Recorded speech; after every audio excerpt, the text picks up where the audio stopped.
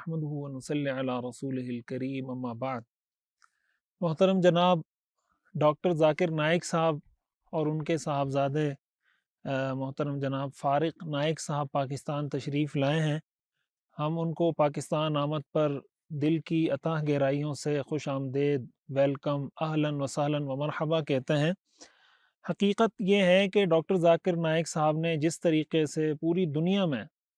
اسلام کی تبلیغ کی ہے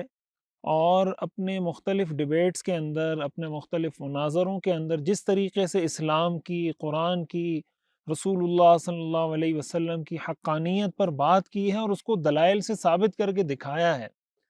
تو وہ اپنی نوعیت کی ایک منفرد شخصیت کے مالک ہیں، اور حقیقی معنوں میں یہ وہ شخصیت ہیں جن کو عالمی سطح پر آپ یہ کہہ سکتے ہیں عالمی داعی اسلام کہہ سکتے ہیں، عالمی مبلغ اسلام کہہ سکتے ہیں، وہ جنہوں نے اسلام کی ترجمانی کی ہے، دین کی ترجمانی کی ہے۔ یہ ہمارے لیے بہت خوشی کی بات ہے، بہت بڑی سعادت کی بات ہے کہ ایسی شخصیات کے دور میں ہم جی رہے ہیں۔ یہ وہ شخصیات ہیں کہ جن پر صدیوں تک نسلیں فخر کرتی ہیں کہ ہماری تاریخ میں ایک ایسی شخصیت گزری تھی، لیکن افسوس اس بات پر ہے کہ بعض لوگ ان کی آمد کو بھی اپنے فرقہ وارانہ تعصب کی اینک سے دیکھ رہے ہیں اور اپنی فرقہ وارانہ سوچ کو یہاں پر بھی وہ چھوڑنے کے لیے تیار نہیں ہیں، اور اسی تعصب کا نشانہ ان کو بھی بنانے کی کوشش کر رہے ہیں۔ بھائی ڈاکٹر ذاکر نائک صاحب نے ہمیشہ دین کی بات کی ہے، اسلام کی بات کی ہے، عقیدہ توحید کی بات کی ہے، عقیدہ رسالت کی بات کی ہے، قرآن کی حقانیت پر دلائل دی ہیں۔ ہمیشہ ان کی جو ڈیبیٹ ہے وہ غیر مسلموں سے رہی ہے۔ تو جو بھی فرقے ہیں جو اپنے آپ کو مسلمان کہتے ہیں، کیا ان کو اس بات پہ خوشی نہیں کہ ایک ایسا آدمی دنیا میں ہے جو غیر مسلموں سے بلا تفریق اسلام کے نقطہ نظر کو واضح کر کے اس پہ ڈیبیٹ کرتا ہے اور اسلام کی حقانیت کو دلائل سے ثابت کرتا ہے؟ تو وہ تو ہم سب کے محسن ہیں، چاہے کوئی مسلمان کسی بھی فرقے سے تعلق رکھتا ہے، اس کو اس بات پہ خوشی ہونی چاہیے کہ اللہ نے ہمیں ایسی شخصیات دی ہیں۔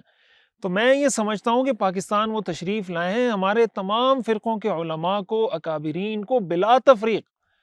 تفریق مسلک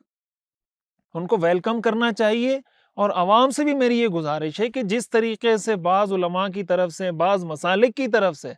ڈاکٹر ذاکر نائک صاحب کو تنقید کا نشانہ بنایا جا رہا ہے، اور جناب کوئی ان کو گمراہ کہہ رہا ہے، کوئی کیا کہہ رہا ہے، کوئی کیا کہہ رہا ہے،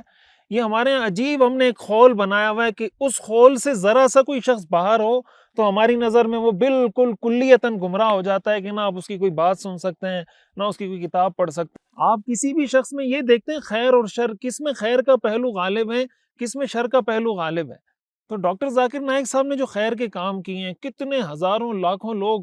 ان کی مجالس میں، ان کی ڈیبیٹس کے اندر، پیس ٹی وی کے ذریعے لوگ ان کو سنتے رہیں، ساری دنیا میں انہوں نے اسلام کی تبلیغ کی ہے۔ تو میں عوام سے بھی گزارش کروں گا، چاہے وہ کسی بھی فرقے سے تعلق رکھتے ہوں، کسی بھی مسلک سے تعلق رکھتے ہوں،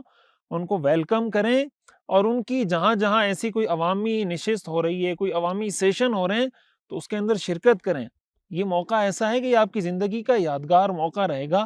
اور میں دوبارہ ایک بار پھر پورے اہل پاکستان کی طرف سے، علماء کے طبقے کی طرف سے، دیندار طبقے کی طرف سے، عوام کی طرف سے، بچوں کی طرف سے، بڑوں کی طرف سے، طالب علموں کی طرف سے، اساتذہ کی طرف سے،